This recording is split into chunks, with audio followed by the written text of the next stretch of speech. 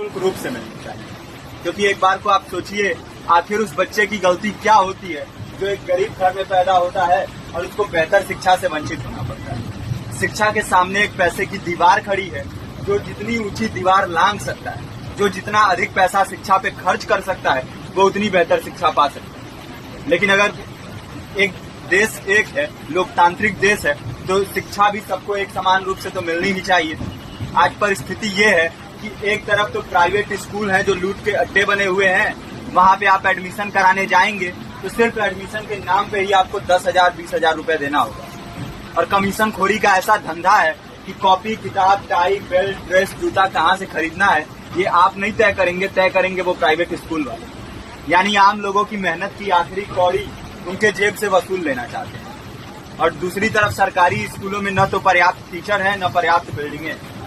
2019 का ही ये पुराना आंकड़ा है कि हर 100 में से 52 स्कूलों में या तो एक टीचर है या 2 टीचर हैं। और उन्हीं टीचरों के ऊपर जिम्मेदारी थोप दी जाती है कि जनगणना करो, मतगणना करो, पशुगणना करो, तमाम काम करवाए जाते हैं। और 19 के बाद से तब से कितने टीचर रिटायर हुए होंगे और 18 के बाद से कोई टीचर की वैकेंसी भी नहीं है। आप खुद भी सोच सकते हैं ये परिस्थिति और कितनी बिगड़ी है। इसीलिए हम लोग ये मांग उठा रहे हैं, चाहे कोई राष्ट्रपति का बच्चा हो या किसी मजदूर का, सबको शिक्षा एक समान मिलनी चाहिए और निःशुल्क रूप से मिलनी चाहिए। प्रेमचंद ने अपने दौर में भी कहा था कि एक सभ्य समाज में ऊंची से ऊंची तालीम मुफ्त होनी चाहिए और इसका पूरा खर्च गवर्नमेंट को उठाना चाहिए, क्योंकि हमारे देश को फौज से ज्यादा आवश्यकता तालीम की है। और शिक्षा से जुड़ता हुआ ही दूसरा मुद्दा हम लोग उठा रहे हैं।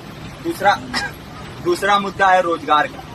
रोजगार की परिस्थिति ये है कि आज सरकारी सेक्टर हो या प्राइवेट, सब कुछ ठेका संविदा के हवाले किया जा रहा है। परमानेंट नौकरियां लगातार घटाई जा रही है। इसी रेलवे में 1995 के आसपास लगभग 18.5 लाख कर्मचारी काम करते थे, लेकिन आज उनकी संख्या 12 लाख है। आप खुद भी सोच सकते हैं कितने बड़े पैमाने पे परमानेंट पदों को घटाया जा रहा है। और आज आलम ये है, एक तरफ लाखों पद खाली पड़े हैं, फिर भी कोई वैकेंसी नहीं निकलती। जो वैकेंसियां निकलती हैं उनमें भ्रष्टाचार होता है, पेपर लीक हो जाते हैं। RO, UP police, BPSC, SSC, CGL, ऐसे तमाम पेपर लीक हो चुके हैं, आप लोग भी जानते हैं। अभी नीट की धांधली में ये पता चला कि एक एक पेपर 30 लाख से 50-50 लाख रुपए में बेचा गया। हम और आप तो ये पैसा नहीं दे सकते।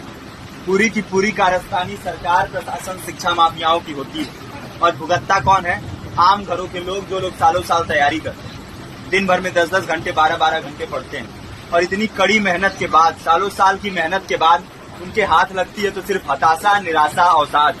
बहुत से छात्र नौजवान जो इस बेबसी में, इस डिप्रेशन में नहीं जी पाते, आत्महत्या तक के कदम उठा लेते हैं। लेकिन ये देश की विडंबना है कि टीवी चैनल, अखबार, मीडिया, नेता, मंत्रियों के लिए कहीं ये कोई मुद्दा नहीं है। उनके लिए मुद्दे हैं तो जाति, धर्म, रंग, नस्ल, अगड़ा पिछड़ा। आज जब पूरी परिस्थिति इतनी भयावह है तो ये जरूरी है कि लोगों के बीच में जाया जाए, लोगों को संगठित किया जाए और एकजुट किया जाए।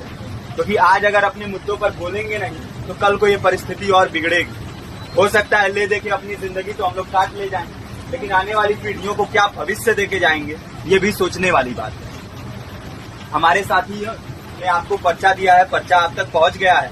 पर्चे में और भी बातें हैं, इसको पूरा विस्तार से पढ़िए। पर्चे में हमारा नंबर है, संपर्क कीजिए। फेसबुक का, इंस्टाग्राम का लिंक है, आप वहाँ पे जाएंगे तो आपको पता भी चलते रहेगा कि लगातार किन किन माध्यमों से हम इस अभियान को चला रहे हैं। नुक्कड़ नाटक, संगीत, शिक्षा सहायता मंडल, लाइब्रेरी, तमाम माध्यमों से इस अभियान को चला रहे हैं और कोशिश कर रहे हैं कि बड़े से बड़े पैमाने पर हर जगह पे लोगों को संगठित किया जाए और एकजुट किया जाए। आपके बीच भी आए हैं, आपका साथ और सहयोग दें। साथ इस रूप में कि आप भी हमारे इस कारवां और इस मुहिम से जुड़िए।